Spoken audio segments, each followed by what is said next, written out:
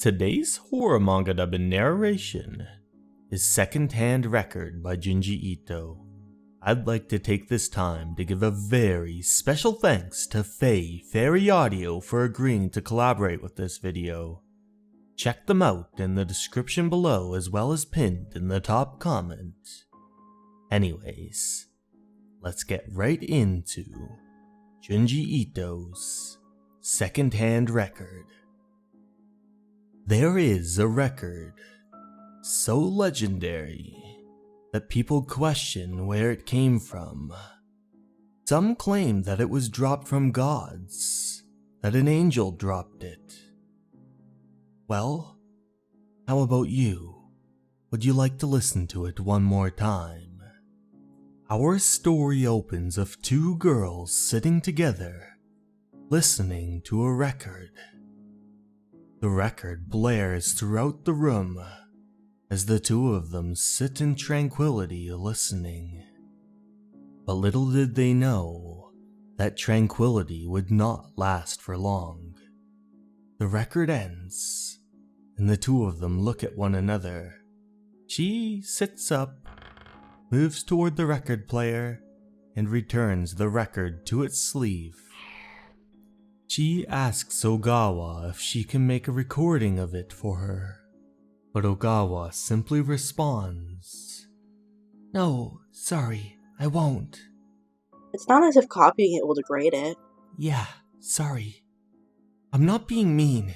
You see, even in reality I know that it wouldn't degrade, but it's the feeling that copying it will rob the music of its charm by however many %. And lending it is completely out of the question. If you really want it that much, why don't you go and buy it at a record shop? How am I going to be able to find it when the title and singer aren't even on the sleeve? Where did you buy it? I'll go there. I won't tell you. What, so you're just mocking me then? If that's the case, you're no friend of mine. And if I don't come here, nobody will. But I don't have many friends.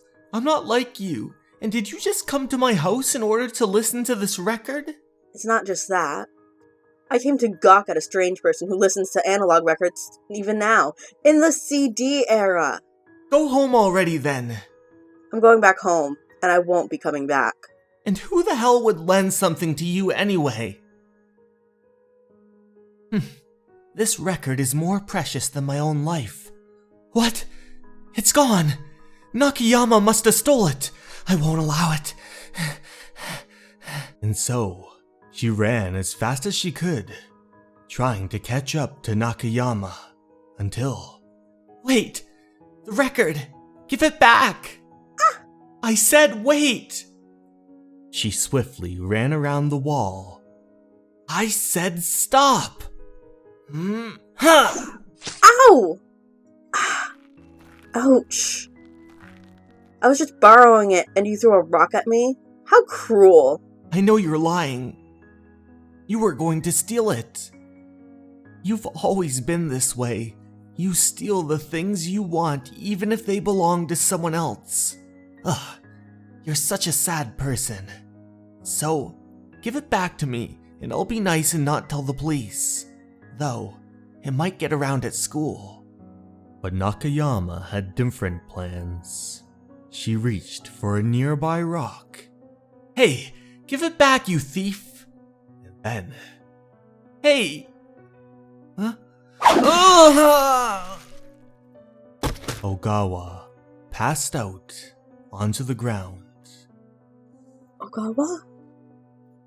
But she didn't respond. Hey, are you okay, Ogawa? Ogawa?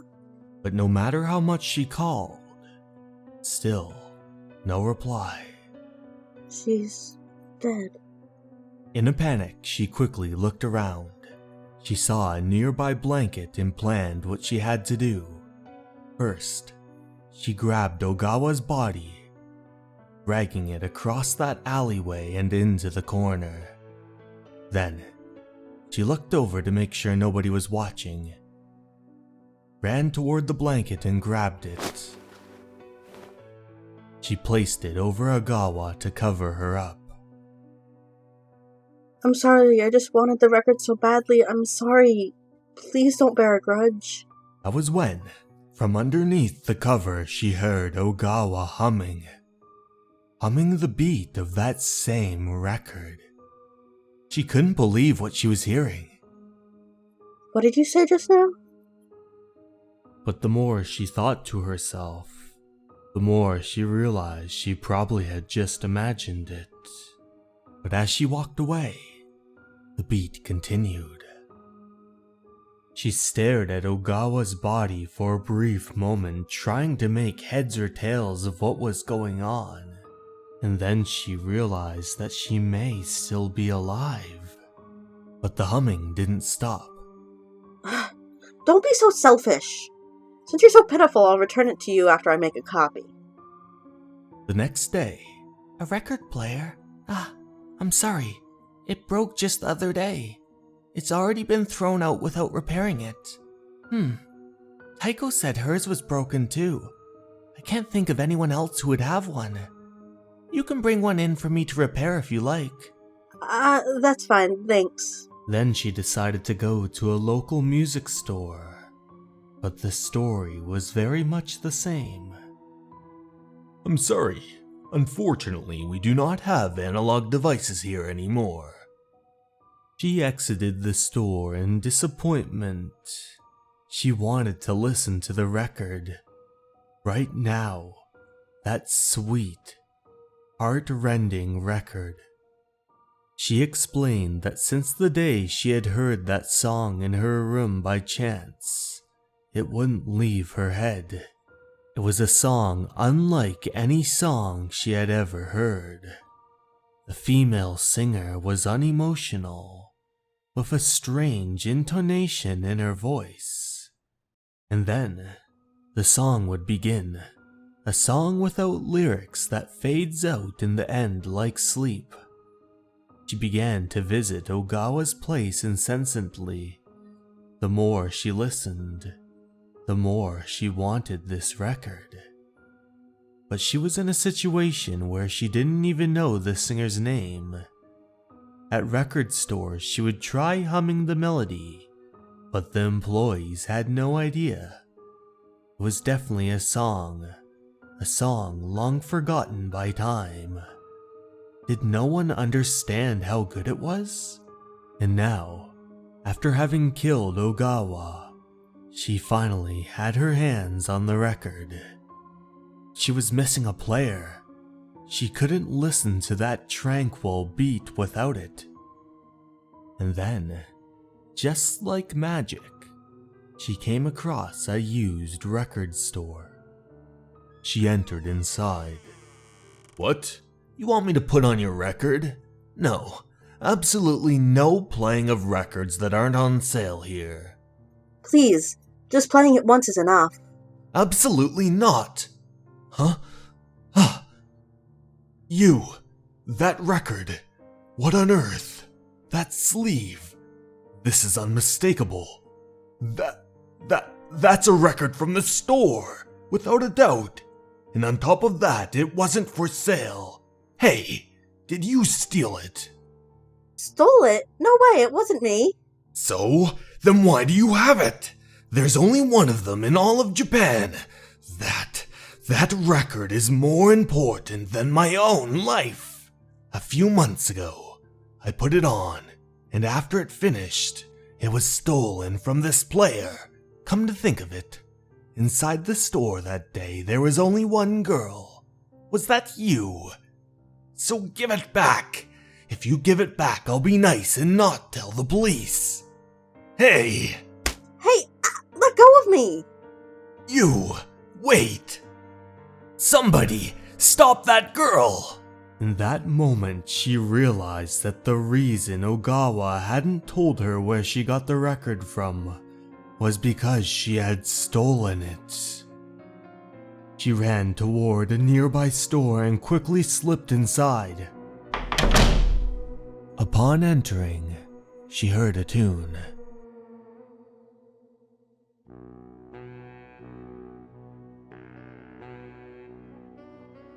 Welcome. Oh, This is a jazz cafe. She decided to take a seat at a table. What would you like? Some orange juice, please. Right away. And, Hmm? what's playing now? Is it the radio? Nope. It's a record player. Ah, is that so? Actually? What kind of record is it? There's no lyrics, just la la la and doo doo doo. Ah, so it's scat singing. That's fine. This is a jazz cafe after all. Go ahead. Thank you so much. She meticulously pulled the record out of the sleeve and placed it into the player. Then, she placed the needle on top. The track began to play, and a nearby man looked over. He was fascinated by the track, and then he spoke. This is... What's that song called? And it continued to play. It was as if the song was putting everyone into some sort of trance. And an abrupt beginning to the song, and an odd intonation with an unemotional singing voice. It seems to be a live recording, since you can hear the ambient sounds. Sometimes there's somebody whispering. The record continued. Ah, a heart-rending and beautiful melody. The two of them sat there and enjoyed the melody as the melody spread throughout the entire cafe. And then it ends like this. There's no doubt about this. This is what people call the scat singing of Paula Bell. Hey you, that's right, isn't it? It seems like you don't know. This record is a terrible thing. Since a long time ago, among music connoisseurs, there's been a secret rumor of a phantom record. Impossible to have it before my eyes in this place. This is a song that was improvised by a singer named Paula Bell. Well, actually I don't know if it was an improvisation. But that doesn't matter. The important thing is the time in which it was recorded. This record was recorded immediately after she died. Do you understand? After she died, it was recorded. I'll tell the story. One that happened many decades ago. At that time, Paula Bell was a no-name nightclub singer. It's said that she had her heart set on recording a debut. It was her one chance at fame. But misfortune struck. When the day of recording finally arrived, she was hit by a car on the street in front of the studio. She told the studio staff that rushed to her that her one and only wish was to be carried into the recording studio. Even though she was grievously injured, the staff moved her there. They brought her into that studio. But anyone could see that she was in no condition to sing. Underneath that microphone she breathed her last. An unlucky death, with her debut right before her eyes and her mind on her own regrets. Many of the staff there shedded tears, I imagine. But then, a few minutes later, she began to sing. Everyone thought she had come back to life, but her heart was still. The staff were dumbfounded. The song was different than any one she had sung to schedule. She continued singing, the song that they had never heard before, but before long, it seemed like she had used up all her strength, and her voice became quiet. And after that point, it's said they heard nothing from her again. The staff had gone into a panic and flipped the recording switch, putting the song on record. This is the origin story. That is why the recording starts in the middle of the song. The recorded song wasn't released, but I hear a few of the staff members cut their own records of it. Huh? If that's the case, is this the phantom record you were talking about from before? Yeah, there's no doubt about it. People talked about its existence, but it was something that hardly anybody had actually seen. This is something that collectors would drool over. Then, the two of them stared at it as if in a trance. She quickly pulled the record out and put it back into the sleeve.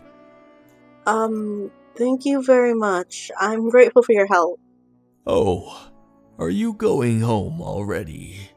Yes, I'm leaving money here for the bill. But the two of them glared at her sinisterly. She quickly turned around. So, that's definitely a song from the other world. Thank you. Thank you very much. I'd better get home fast. She ran as fast as she could, but the man was still tailing behind her. He's following me? He wants the record. She continued to run until it was the man from the record store. This is bad. The record store manager. Oh, this is... It was the alleyway where she had left Ogawa. Ogawa? Impossible. You've been like this since yesterday. A song. You were definitely singing. Ha ha ha ha. Cornered like a rat in a bag. Oh, you're actually in a bag. Were you intending to hide? That's so cute. She attempted to hide. What the hell is this? Now give back the record. What? Is this a dead body? She scaled over the wall to find the man from the jazz cafe there. The man noticed that she had dropped the record. She dropped it, I guess. I guess she won't need it anymore. Then I'll take it. And there she lay, dead, buried underneath a pile of logs. The record store manager checked her pulse to confirm. The record! Where's the record? Impossible. Did it break? It's nowhere to be found. How odd. I thought she definitely had it a little while ago. Could it have possibly fallen over the wall? It's high. Maybe if I go around to the other side. That was when he began to hear her voice singing. But it wasn't just her voice. The tune was also coming from Ogawa, playing over that wall. I can hear the melody of the other world.